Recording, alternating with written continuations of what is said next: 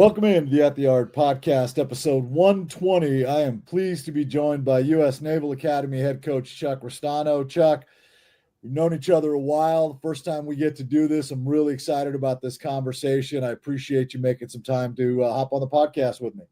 Well, thanks for having me, Les. It's good to reconnect and looking forward to chatting.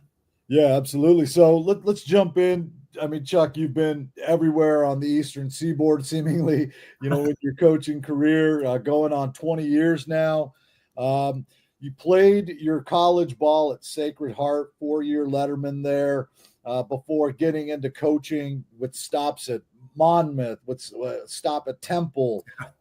You really cut your teeth, though, and made a name for yourself at the University of Notre Dame. And that's where you and I met as you were recruiting out here on the West Coast. And take us through the process of transitioning from a player in college to making that decision to, hey, I want to coach for a living. I'm going to give this thing a shot. Yeah, I think it kind of finds you, or at least it did in my case. I knew that I was not a professional. I started doing an internship after I graduated at a sports agency, and I thought maybe that would be a path I could go to stay involved, knowing that I was hoping the uniform would never come off. And somewhere along the line, I got the opportunity to just go for a year where I went to college at Sacred Heart. And at that point, there's open spaces on the staff. They're looking for anybody to help out. And my head coach at the time was nice enough to let me stick on. And my first full-time job was then at Monmouth. But it just got to the point where I was comfortable teaching, or at least attempting to.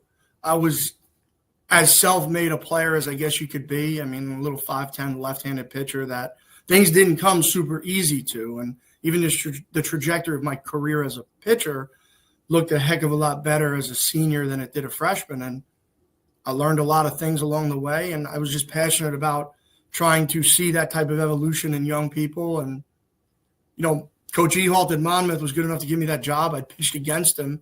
We were in the same conference. And then from there on, it was a very brief move to Philly and then 12 years at Notre Dame, and it kind of goes from then. But along the way, you meet the greatest people at every level of the journey. So you mentioned there, like, as a pitcher, things didn't come easy to you. It seems as though kind of your career, followed that path a little bit too, where, you get to Notre Dame, you're volunteering, then, you're on staff, and then bam, you have some success, a lot of success at Notre Dame, including a trip to Omaha, including being one out away from a second trip to Omaha. But not only that, but just the development of the program, but more specifically the pitchers within that program. How did your own career help you as a coach? I think it helps that, especially to a place like Notre Dame, where, and again, the transfer portal is something we could talk about for a very long time. It was not as it wasn't as big a deal then, or the transfer variable. And at Notre Dame, it's a place people generally stay. So you always felt like there was a multi-year investment. The kid that you got as a freshman, you could see hopefully the evolution. And it didn't always work out that way, but I think just being able to empathize, not having the level of talent that the kids possessed that I coached, but being able to say, hey, like, just be process oriented. The result matters, like, without question. But the guy you are at 18 years old, trying to transition to an incredibly challenging academic life and then an incredibly challenging baseball life, like the guy that's attacking that at 18 will be more equipped to thrive and attack that by the time you get to 20. And relationships matter to me. I tried to invest in totality with those players, and, it was given back to me like 100 times over. And you saw it in the evolution of our program and our success. I'm really lucky to have been a part of that.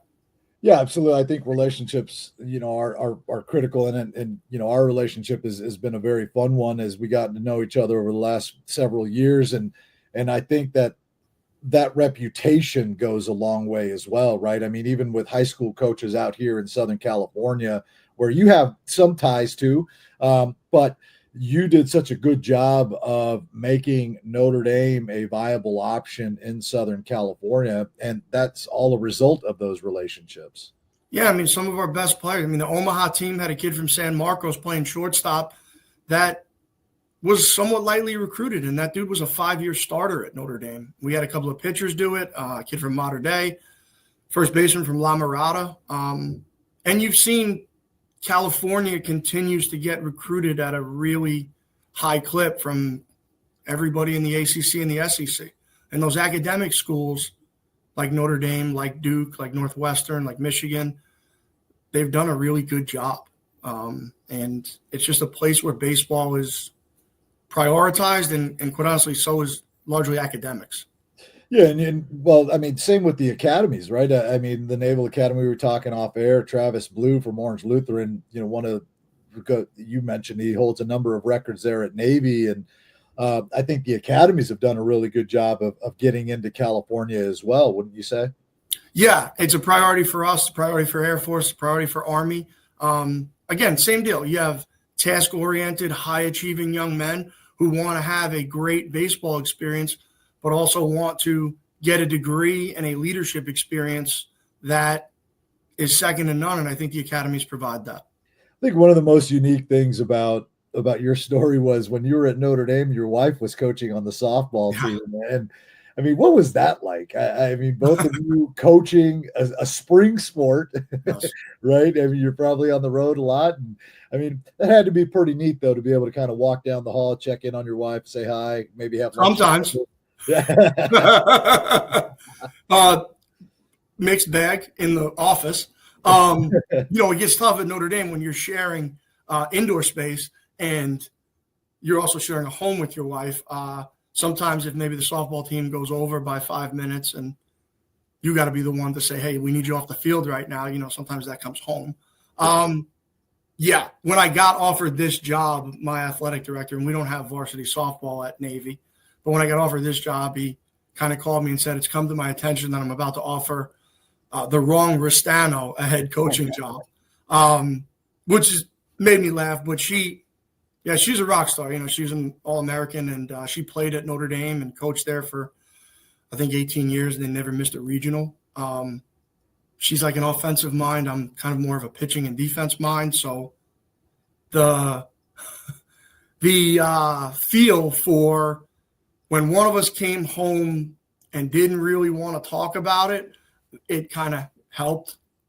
We had our first child in April of 2016, and in the delivery room, we had an iPad going with Notre Dame softball playing Florida State and Notre Dame baseball playing Wake Forest.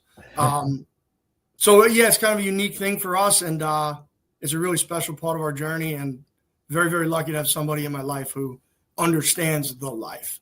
And so your daughter and son are getting it. They're getting it from the both ends, right? They're getting the offensive side. They're getting the pitching side. So they both hit left-handed. They both throw left-handed. I'm hoping my 5-year-old son, we can transition him to throwing left-handed. But to be truthful, I want my kids to play another sport. I just want to be a dad.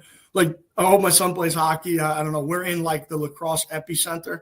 I cannot believe the seriousness with which it goes here, but yeah, my kids are getting their fill of the coach speak. That's for sure. Absolutely. So you spend your 12 years at Notre Dame, you go and you spend a year at Florida State.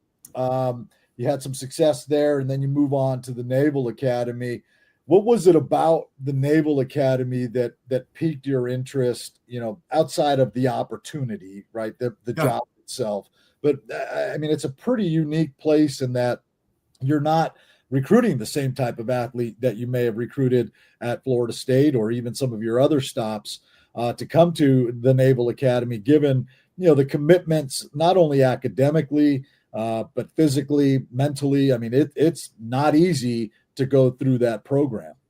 Yeah, I think you have to be willing to accept that there's more to the experience here than can I put a championship caliber baseball team on the field.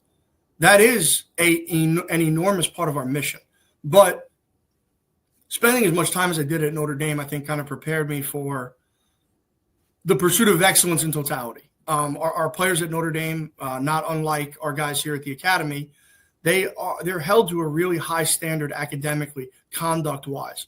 The logo, when you're in an airport and you see an N-star or an interlocking ND, somebody's going to form an opinion of you just based on the polo shirt you're wearing, and our ability to adhere to that standard and behave with a level of professionalism that this logo demands.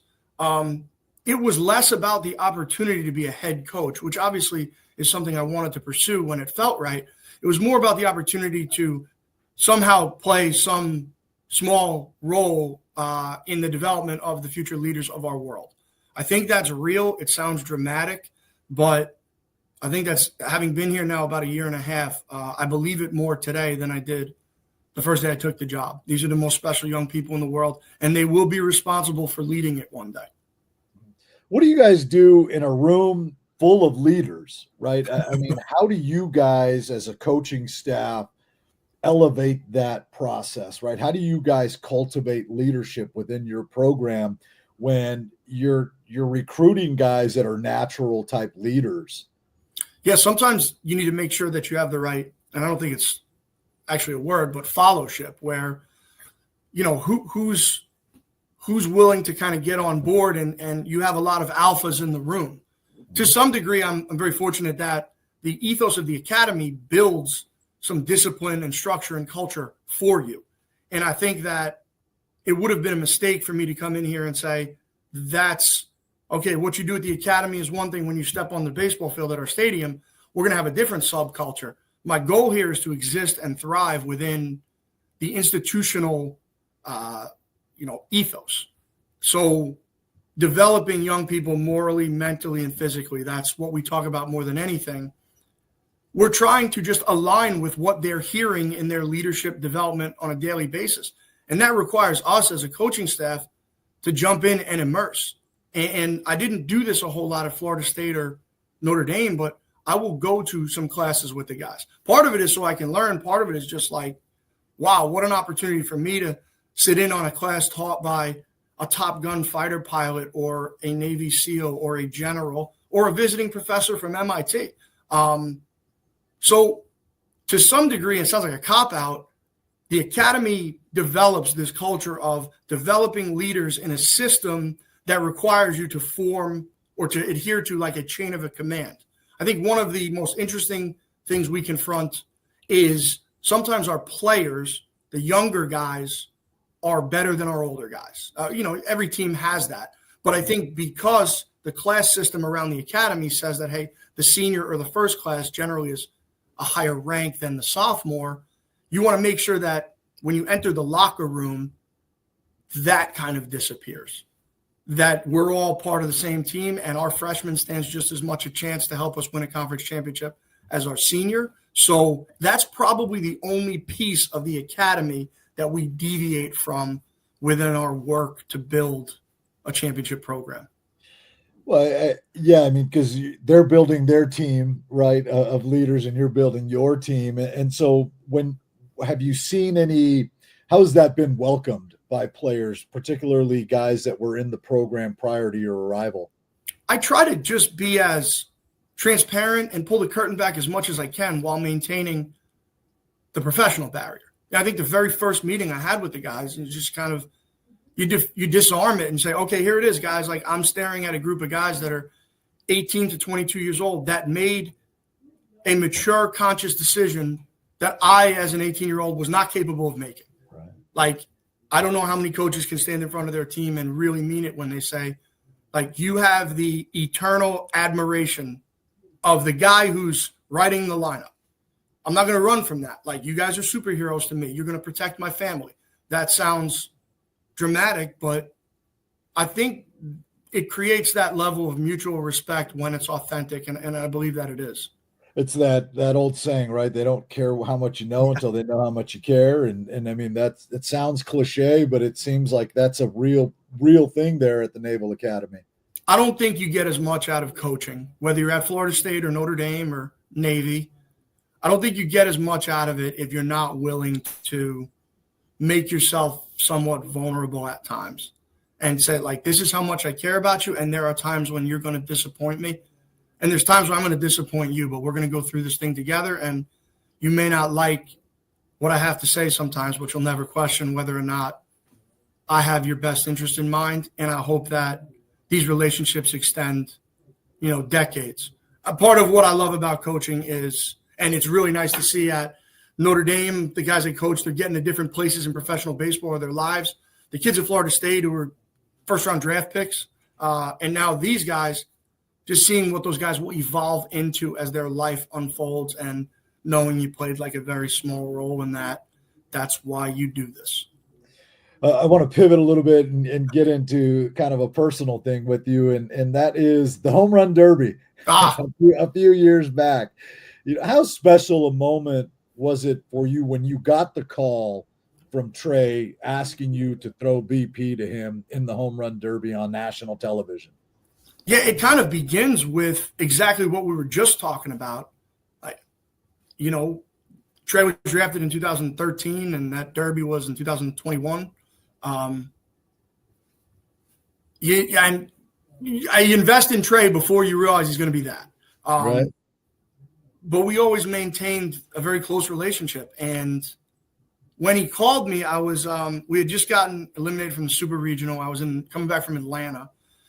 And, Trey Mancini pops on the phone. And while we were close, I mean, all of us now, like, who's checking in with each other with phone calls? We're all texting each other.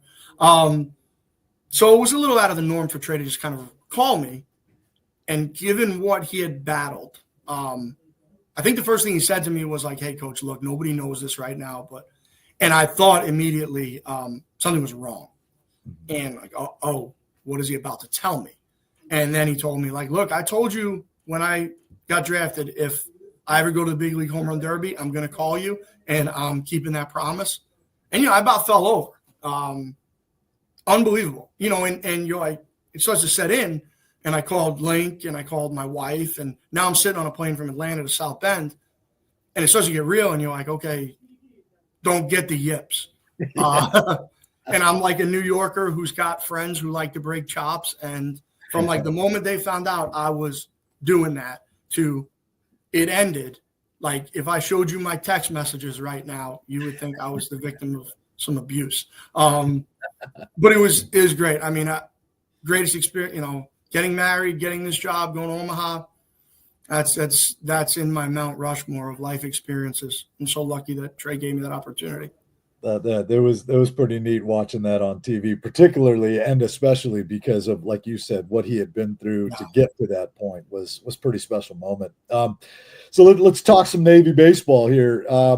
Your first season last year as the head coach, and what learning experiences did you process last year that you feel are going to make you a better head coach? Maybe, specific to your program, maybe just kind of general things, but what sort of things that were the biggest learning curve, I guess, going from an assistant coach to being the head guy? The unique to here, and it's not that everybody doesn't have their time constraints, but I think I'm confident in saying time is our most valuable commodity here. And the idea that when you get your players, you're rarely getting them on a full tank. So their practice has to be the most detailed, crisp, and quite honestly, like best part of their day. They've got to enjoy the process of playing baseball because the academy will ask a lot of them in every other facet of their life. Baseball needs to be an enjoyable experience, and it's a growth experience, and it translates to being a superior officer, but making it organized, detailed, and yes, like fun. And I'm not talking about having, routines and rituals where we turn it into a circus. Just I need a group of guys where their fun is the process of development. I think when you're a pitching coach, you get not that you get the inning off when you're on offense, but, with Link, I mean, nobody gets anything off with Coach Jarrett. So I was like stopwatch guy and scouting report guy. But, when we're hitting, I can kind of cheerlead a little bit. And here at the academy, as I'm running the offense, you're spinning. Who's in the bullpen, who's coming up from their lineup, left-right matchups. Okay, how are we going to play this inning offensively? Because we don't have as many guys in our league or in our program that like sit and wait for 3-run homer. The tactical part of the game is a bigger piece for us. Slash or fake bunt, stolen base. You get a little more creative, and that's fun. And my experience with Link, even though he had players that can just run balls out of the yard, he coached them to be detail-oriented in running offense, not hitting. And as somebody who spent his whole career on the defensive side, I always knew what made me as a pitching coach uncomfortable confronting offenses. So I try to apply that to how we run our offense. But that was like a challenge to learn that. And I think the biggest thing for any young coach, whether you're a pitching coach or a head coach, they're always going to look at you. You cannot betray frustration or how you feel. And that's something that in my career, like I'd be honest, or I'd be lying if I said was something, that was something that as a younger coach, I was not great at. And I think as an older coach, when you give them license to fail without the fear of them walking past you and you having an explosion or a wise ass comment, I think that's when they start to get closer to their peak. I was gifted a team with some older guys, and that really helped. But my ability to remain poised in the times of greatest stress, I think, was an important piece. And that's exactly what your student athletes are going to be asked to do once they're done being student athletes, right? So I think it's critical that they see that from their, leader on the field. But I wanted to talk about the student athletes, and you touched on it a little bit, the time being the most valuable asset you have. And take us through kind of a typical day for a Naval Academy baseball player. You watch college football, for example, Army and Navy both had wonderful seasons this year. And, they'll always show kind of their schedule, right? 5 a.m. this, Yeah. it is down to the minute. So take us through kind of a typical day for one of your student athletes. Yeah, they'll get up, for meal formation, usually between, I think, 6:45 and 7:15. They'll go through 4 periods of class before lunch. There's usually about a 90-minute break at lunch. Some programs will use that for strength and conditioning or quicker practices. I try to leave their lunch alone. They'll finish the day with 1 or 2 periods, and we'll usually get to the field either for a 3 o'clock practice or a 3:45 practice. Once we have our practice, and it's usually, we try and make it a tight, 2 hours, 2 hours and 40 minutes, unless there's an inter squad going on. They'll finish. If there's not a lift, they'll head back to King Hall to eat, which they're generally in there by about 7. And they'll have study hour, free time at night, and it's usually lights out, somewhere between 10 and 11. And that's doing that a single day probably doesn't sound all that difficult, but the cumulative effect of that is where you start to have to really manage guys' output on the field. You have to be very intentional about hey, I know we need to do an intense bunt defense, cuts and relays, pitcher catcher infield. I know we need to do that today, but man, I don't have enough of them to execute that at a high level. So the art of that here, and I would say probably at Air Force and Army, is a really big piece. You have to kind of feel it out. You have to be in tune. And they're regular young men who are very talented, but they've signed up to do some extraordinary things. And it's 144 credits to graduate from the Naval Academy. I think it was about 120 to graduate from Notre Dame. So, you're talking 18 credits a semester. It's a real commitment to the totality of the experience. And we're not talking English 101 either, right? No. We're talking some serious pre-calculus, physics, chemistry, thermodynamics, electrical engineering. We are a bigger STEM institution. So the math and science is a really big deal here. And, sometimes, and I think the kids enjoy it, but they'll bring in speakers. General Mattis will come in, Admiral McCraven will come in.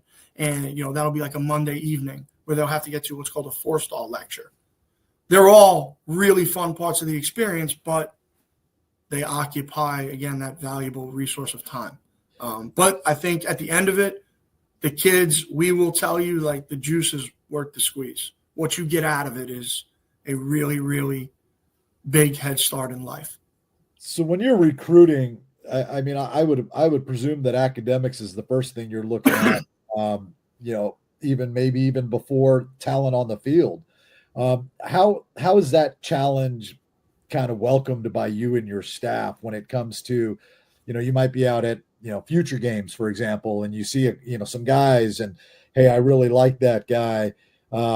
Is that the process where it starts, right? You see a guy, or maybe you get a phone call from somebody about, hey, I have a really talented player, and then the academic piece comes into it. Take us through that process of recruiting to the Naval Academy. Again, back to the relationships piece, you become really reliant on your circle of people that you trust. And those people also, because you have a relationship, they understand what you're confronting in absolute terms. Bryce Harper could be there and want to come to the Naval Academy, and if he's got a 950 SAT, well, it's just an absolute. It might be frustrating to not get that guy, but I think it started probably halfway through my Notre Dame experience at a place that had rigorous academic standards. And I tried to bring it here from day one. It's like, these are absolutes of the job. Like, leaving this place gives you a winning lottery ticket. We're not changing the academic standard. This is part of the deal. So lean into the distinction. Don't worry about the frustration that you have a smaller group of young men to recruit. Usually you evaluate the player before you get the chance to really dig into their academic profile. And that's when, you got to start making the phone calls, and we have to go coast to coast. And I need to know a little bit about a lot of different places. So you evaluate the player, and then you start doing your homework. What kind of student is he? What kind of young man is he? There are some physical benchmarks you need to meet as you come to the Naval Academy, which for a student athlete is generally not an issue, but it's something that going through a medical review board. So it's a very rigorous process. Our application process is in like 11 parts, including a congressional nomination, going through the Department of Defense Medical Review Board. It's not just fill out the Common Core and or the Common App. So it's important that we get to it early, and it's important that my staff does a really nice job of this, that we just walk each young man through it. We'll go through it, 12 or 13 times a year, but that young man's only going to go through it once, and it's not as simple as just filling out the app. So it's rigorous, but it's a very unique and distinctive product. So take us through the process a little bit more deeply, I should say, whereas, maybe at some of your previous stops, you're looking at a kid when he's freshman, sophomore. Is that still the case at Navy, or are you, kind of more focused on the older high school player? I think it's a little bit of both. I mean, I don't think we'll run away from the younger guy if we see them and we think, hey, this is a good marriage, or at least it appears to be. Because the earlier you can kind of get to them, the more you can impact, hey, here's the benchmarks you need to meet. But if you do get to them early, their academic profile is rarely complete enough to get an idea of if this is a student that will profile. I think also with the changing recruiting landscape and the possibility that we have more access to better high school players just because there'll be less roster places in Division I baseball, I think it probably gives us a little more license to be patient. So kind of living in both worlds, but I would say we're on the more watch you evolve a bit than go kind of put the pressure on early. I think we've lived in both worlds for our 2025 recruiting class, which is the first one I've really had the complete picture of. But you have to be very forward with the younger guys and just say, this is what it is. I'm going to recruit you and show you what this is about, and I think it's a wonderful product. But I'm also presenting to you what this is actually going to look like. I think a lot of people during the first phone call, the idea of the Naval Academy makes a lot of sense. It's an Ivy League level education. It's the best leadership experience there is. It's good Division I baseball. But then, okay, this is what it actually means to walk this path, and there's some filtration there. Yeah. So we were talking before we started here, and that path, right? That post player path is a 5-year commitment to the Naval Academy. But you brought something up that I thought was really fascinating, and where you compared it to, your buddies, are doing an internship, and here you are with a 5-year commitment. But it's more than just that, right? I mean, you elaborate on that a little bit if you don't mind. Yeah, when you finish at the academy, if professional baseball is not in your future, you walk into a full-time, almost 6-figure paying job, pursuing naval aviation, being a Marine, submarines, being a surface warfare officer, special warfare. You pick a service assignment, and then you go train, and you train to be that. In that training, you are leading people, the most transferable skill there is. So our alumni that don't make a complete career out of their Naval Academy experience or the Navy, they are CEOs and businessmen and doctors and lawyers. And I think the fallacy of the 5-year commitment limiting my options, I would probably make the argument that it probably gives you a broader scope to pursue what you want, because the most transferable skill there is your ability to lead people, teamwork, performing in stressful situations. There aren't a lot of 22-year-olds that complete college, throw their cap in the air, and go train to be a leader immediately following. Right. I think our young people are more prepared to defend our nation, but if that's not their ultimate calling, they're also more prepared to lead in the private sector, and that's a really nice part of the after Naval Academy experience. And you touched on professional baseball being, if you don't go into professional baseball, and you mentioned it, there is a path to professional baseball coming out of the Naval Academy. What is that path? It's very fluid. We have, like, Noah Song that came here was a Golden Spikes finalist, and he went through flight school while still kind of part of the Red Sox organization and got his wings and is still pursuing that. I mean, again, service academy wise, Army had a catcher this year who's in pro ball, and I think he's going to move really quickly. It can be anything from deferred service to being a reservist. It can be, in the off season, you kind of fulfill your commitment to the academy. It's very fluid, and it changes quite a bit. So I don't want to give you the hard and fast path, because it does change. But Air Force, Army, and Navy, we all have people in professional baseball. It may be a more circuitous path than a kid coming out of Florida State, but if you are good enough, they're willing to work with you. And I appreciate that. So the baseball dream doesn't die on the vine when you complete your time at the academy. But your mission at the academy is to win championships, develop yourself, like I said, moral, mentally, and physically, and go be a superior officer. Yeah. And you touched on NIL and the transfer portal a little bit there. And how is the transfer portal, how does that impact you in terms of, guys, going, leaving the Naval Academy? Are you allowed to accept transfer portal kids into the academy? And what does that look like? So the portal's a tricky one now, because it, since you have a uniform opening date, when you transfer to the academy, whether you spent 1 year at another school or 3 years at another school, you restart. So you're going to spend 4 years at the academy. So if I'm Joe Smith and I went to Duke, and after 1 year I decided maybe this wasn't for me and I wanted to come to the academy, I would still have to spend 4 years at the academy, which means you have to go through plebe or freshman orientation, which begins in the 3rd week of June. So the process to enter the portal, recruit you, turn around your academics, your medical review stuff, and be able to get you to us by the 3rd week of June makes it really, really hard to pursue transfers. I'm not saying it's impossible, but it's again, a more challenging path. our kids have the opportunity to exit? After their second year, they sign something for a 2-for-7, which is a bit of a binding agreement that keeps you at the academy and in service, where if you decide to depart at that point, you have to pay back your tuition or your education. But after 2 years, if for some reason you feel like it's not for you, you can kind of exit without penalty.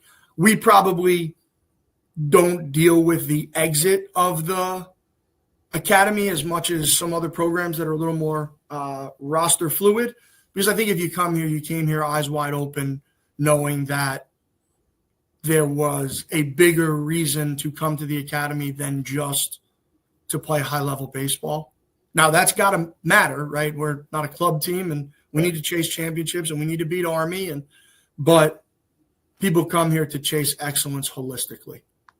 And so your pursuit of excellence holistically this year, we'll get going here in a couple of weeks. And so what has you excited about this year's program and you kind of the direction you think that it could go? I think the knife kind of cuts both ways with this year's roster, because there's some real excitement in youth, and there's also some growing pains in youth. We have, if our roster is 40 young men, we have 11 upperclassmen. So I don't know how many teams in college baseball can, with a straight face, tell you they're young, but I think we're probably in that boat. There are some things we do on the field every day that is really exciting, and there are some things we do that you think to yourself, okay, that's not a mistake that young man's going to make 6 months from now. The formula kind of remains the same, like Notre Dame, Florida State, Navy, run prevention through high-level fundamental defense, playing offense through being able to score runs multiple ways. I don't think we have a guy in the middle of our lineup that's going to sit there and give you a Jack Caglione performance. We don't have a pitcher that's going to give you a Jamie Arnold performance, but everything in these guys' lives is like teamwork. So the synergy of, can we find the right alchemy to be a really high-level run prevention team and one that scores runs through the sum of the parts. We were an elite defensive team last year. I had a shortstop that made one error the entire year. I've never seen that. I'll never see it again. But the left side of my infield is gone. All 3 outfielders are gone. So replacing those guys has come with some excitement, but we have to lean on more younger players than I think probably most programs. I would imagine that in your locker room and on your roster, you have so many like-minded individuals that it almost becomes, I hate to say the word easy, but for lack of better terms, easier to kind of manage the group as a head coach. I mean, these are very disciplined young men, right? I mean, whether it's academically, in their personal lives, obviously in their social lives. I got to imagine that it might make it a little easier with that type of group versus, say, some of your other stops where, you're recruiting guys from different parts whose sole focus is to make it to the big leagues. It's really interesting because the composition of our locker room has really no geographic barrier. The California cool guy, the high-strung New Yorker, the Texan, we got all of them. The South Georgia kid. But yeah, they're mission focused. Now, they're not devoid of personality. And I think that's probably one of the biggest things I'm learning is their personality doesn't get sanitized here. Even though they're mission focused, they're adhering to strict grooming regulations. They all look the same in their uniforms, Yes, of course, we have a look to us. But it's interesting because they still have personalities. They still deal with the same anxieties your college kid deals with. I think they're better equipped and trained to handle that. But, yeah, getting them to be disciplined, focused, and engaged is not a challenge. Making sure that, again, those days when the academic life has turned up on them, the military life has turned up, those days when you don't have all of them, that's the challenge, to make sure you can run a really effective practice knowing that their head may be somewhere else. Keeping their head at our field is the challenge. And especially with youth. This place, probably more than anywhere I've been, the evolution from your freshman to your sophomore year, you see a very, very big growth period. And our sophomores that maybe I didn't think a whole lot about their freshman year, our sophomores have evolved into bigger physical people who are more capable of handling the total workload. What does the Naval Academy have to do to, at the end of the day, be at the top of the Patriot League standings in 2025? Dominate the routine play. Like, we can make the above average play. Great teams make the above average play. The 2-hop ground ball's got to be an out. Dominate their routine play. Find ways to score 7 runs in a game. Take every extra base. Like, we have to really be hawking the bases, the wild pitches, the hit by pitch. We have to find ways to tilt the deck in our favor. I tell you, it's like add aces to the deck. The composition of a game, winning the free 90 battle. And this is something that you could probably say about every team in America, but this is what we focus on.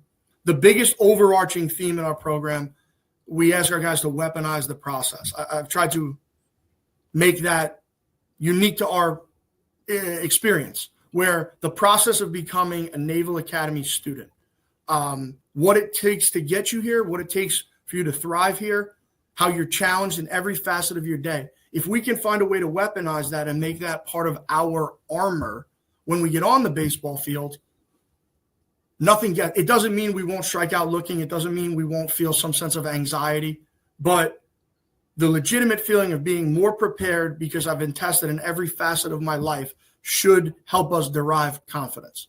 And I think that will be really easy as we get older. We're learning it right now as our young guys are navigating the early stages of their Naval Academy experience.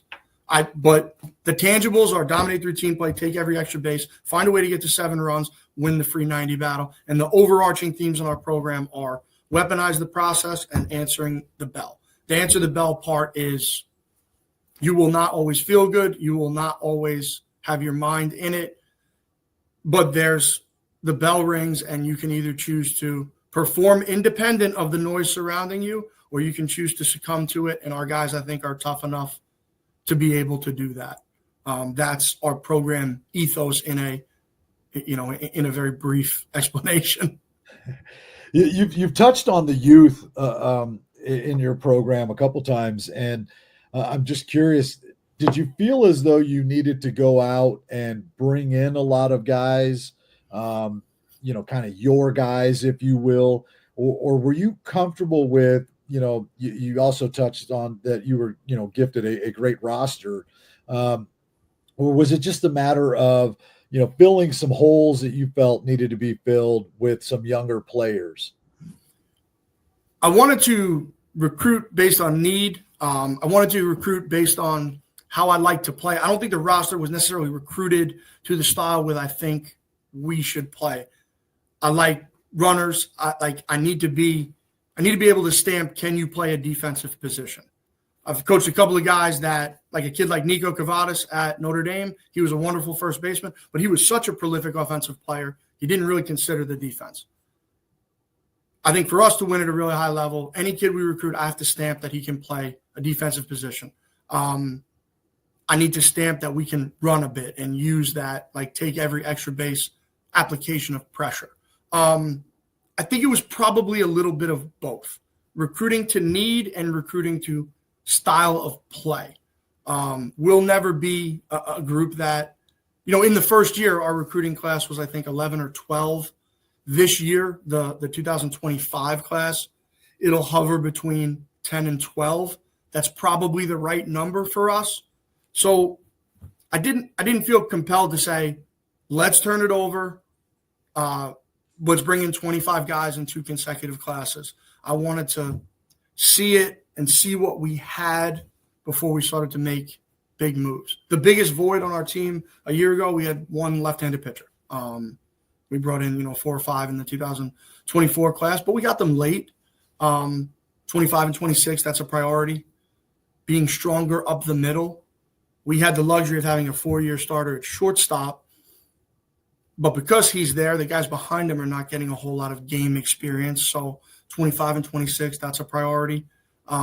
So it's kind of a long answer to a short question. I did not feel like everything needed to be turned over, but I felt like once we could articulate the style of play we wanted to play, evaluating who of our returning players fit into that system and what we needed to bring in to like cement that type of play. You mentioned you got some guys late. Is that common in recruiting at the Naval Academy? And two-part question, is that due to the process, the application process, all the medical, all the stuff you talked about earlier, or is that just kind of the Naval Academy being sure, right? Like you almost can't miss in today's world of recruiting. So is it kind of two parts, or is it, combination of those things, or what do you think it's attributable to? I think it's a combination. I think even the guys you really want, I mean, you have like your tiers of the guy you see once or twice and you say, man, we need this guy. We can stamp this guy. He checks the boxes. He's a performer. He's got the right recommendations. His team wins when he plays. Athleticism, projection. Like, okay, if we start checking all those boxes, you get that guy early, you begin the process. And then there's the guys that you kind of like that you just need to watch evolve. And those guys, you get into the fall of their senior year and you hope you've made a decision by the time fall ball ends. Because, once that happens, you're not really out evaluating anymore. And when I say, you get guys late, it's not easy to go get a guy that wasn't on your radar in March or April that has made the jump. You'd have to ask to, you've got to move some pieces to do that here because the application is so rigorous. But we were able to find one or two of those guys last year, and they fit our academic standard, and we were lucky enough to have a couple of spots left in the class. So the super late guy, it's not an incredible rarity, but I think probably our most common space we're living in is the summer and fall going into somebody's senior year or the fall of their senior year. And how is the recruiting calendar impacted? That obviously the summer is relatively wide open, right? And so going from the places you've gone to where you are now, how does it change what you're looking at, or what events you're looking at, or what tournaments sort of you're attending? And just to piggyback on that, I presume that you're not going in there blind, right? Like you're not going in there not knowing any kids or not having some sort of foundation on any of these kids. So what does the homework going into the summer look like for you? It's incredibly thorough and rigorous, and a lot of it falls on my assistant coaches who work really hard to develop relationships. And when they go to the futures games, there's going to be a lot of players we knew nothing about.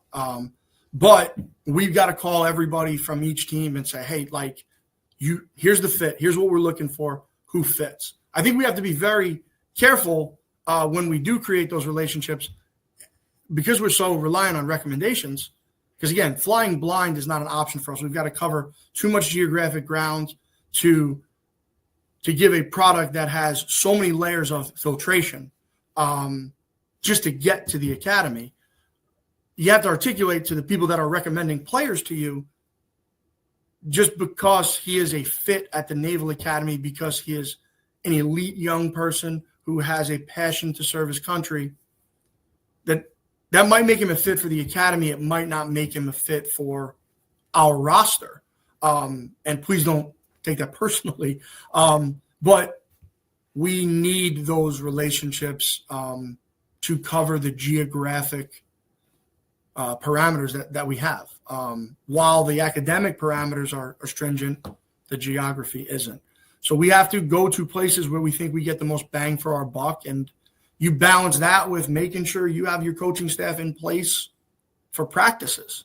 We have to be a developmental program. The idea that we'll plug holes with junior college players and transfers, it's just not really in the cards for us. So making sure our players are not robbed of development opportunities in September and October, you have to balance making sure you're also out there being visible and recruiting. And having a full staff, that's helped. My background in pitching has helped. It frees up my pitching coach to get out there and recruit, and he's been kind of our lead guy in California as well. you've been at some places where obviously the academics are stringent, right? But more importantly, the alumni networks are just massive. Yes. How do you play into that with the Naval Academy, when it comes to recruiting? Our alumni network is so powerful in influence and status, and I've been really passionate and forward with asking them to come back and be involved, and please come see us. But, everybody winds up back in Annapolis one way or the other, where they come to a football game or they find themselves working here. So I've been really almost begging, like, hey, just come to practice. I need our guys to see you at 30 years old and 35 years old, so they know what this could be. And yeah, it might mean that you're flying F-35s at Top Gun, but yeah, it also might mean you're the CEO of a corporation, and I want you to tell that story. I want our guys to know the totality of the opportunities in front of them. It's helpful for us to go to places like San Diego and Texas and Florida, where there's a very big naval presence. I'm hoping in years to come that we can take our team to these places. They want to see Navy do well. I mean, outside of maybe the team up in West Point, there's not too many people that don't root for Navy, So I'd like to take the show on the road. We're trying to do that with Air Force. They've done a great job of taking their show on the road. So I'd like to reward our alumni's interest and investment in our program by hopefully getting our team in front of them. You've touched on that team up north a little bit a couple of times, and you mentioned them, prior to starting here. But I don't think that people that aren't associated with either of those institutions really understand the rivalry that is, but more importantly, the brotherhood that is, right? I mean, because it's incredibly unique. I mean, I think we all watch the Army-Navy football game and get a glimpse of it. But on the baseball field, I got to imagine that it's the same level of respect. Yes, you want to beat their brains in and get the W that day, but at the end of the day, it just seems like it's an incredible level of respect from the actual academy to the coaches, to the players, to the managers, down to the fans for one another. What was that like in your first experience last year? I have been in about every game you can be in college baseball. Omaha, Super Regional. I've worn a Florida State jersey and gotten my brains beat in by the Gators, I have never experienced anything like Army-Navy baseball. I was on the field in baseball. I watched football. We played a 3-game series, and we got walked off in game 3 to lose the Star up at West Point. And I have never felt worse on a baseball field. The intensity and desire to beat those guys is like nothing I've ever experienced. And I think Coach Traz up at Army would tell you the same thing. The game ends and we shake hands, and you just look at Army's catcher who just had 1 million hits against us, or their starting pitcher who shoved it against us, and you can't help but just give them a hug and say, man, like, it's cool to be on the same team after this. Yeah. I cannot tell you how badly I want to score more runs than you. There is nothing more important than beating Army. But at the end of it, when you sing the alma maters and you're hoping to sing second, when you give them a hug and you just realize you're on the field with a lot of like-minded individuals who have chosen to represent and defend the people watching, it is a very heavy thing. And it's real, and it's impossible to articulate the impact unless you've experienced it. I think we all, and again, for my whole life, before I ever dreamed I'd be working at Navy, everybody watches Army-Navy. Everybody knows what it's about. But boy, to be inside it there for that first year and to come up just short, I replay the inning in my mind almost every day. And I think our players do, and I think Army probably celebrates that victory every day. And it'll be fun to kind of go to battle with Chris and those guys up there, because there is so much mutual respect. And it stays on the field. We fist bump, we cheer, we bark in our own dugout, they bark in their own dugout, but it's very professional, and I think it's the very best of respectful competition that there is. Was that walk-off hit for the series? Yes. Oh, they beat us in game 1 and shut us out. We shut them out in game 2, and I think it was like 7-6. We scored late to take the lead, and it goes leadoff single, wild pitch, 2-hop ground ball to our shortstop, which would have been a double play. Yeah. Base hit, and then it kind of erodes from there. I play that in my mind almost every day. It's true, and it's not like intentional. I don't need any further motivation. It's just we were so good at run prevention from our defense last year, and that program has done a great job of winning. I have an unbelievable amount of respect for their staff and their mission, but ours is to go and take it. And again, it's the highest degree of respect, and I can't tell you how bad that I think they want to beat us and we want to beat them, and it's fun because you don't deal with a lot of – I don't know that we're going to make a whole lot of Twitter viral clips in that series outside of the gameplay, and I appreciate that. Yeah. No, that sounds like I presume you get them at home this year too, right? Right here, March 15th, I think, the Star Series. And our field is great. Like that's been a fun part of this. Our field is just off of the yard. The yard is our campus. You don't have to go through the secured perimeter to go to the yard. It's still a government secured facility, but we have a nice berm left field where people will go. All of the midshipmen will come. They sell beers at our games. The city of Annapolis is awesome. It's really cool to be injected into the fiber of a very vibrant, waterfront city. Yeah. Everybody's rooting for the midshipmen. So when Army comes to town, and even on a lot of games where they're not here, I was really surprised and really enthused by the amount of support we get at our games. It's a very, very good atmosphere, and I really like that. I want our kids to have that college baseball experience. Well, it sounds like the weekend of March 15th. Come on out. It's going to be an awesome one. But Chuck, man, I can't thank you enough for making time, doing this podcast with me, man. We, like I said at the top, we've known each other a while, and to be able to get the opportunity to do this with you is just really exciting. I know how hard you work and to get to that position. So I'm fired up for you. I'm excited to follow you guys this year. And again, thank you, man, for hopping on. Well, thank you for having me, Les, and it's great to reconnect. And if you ever make it to Annapolis, I promise you it won't be disappointing. You can stay at the Ristano house. Hey, I'll bring my boys and they can babysit your kids. Perfect. Awesome, Chuck. Thanks again, buddy. Appreciate it.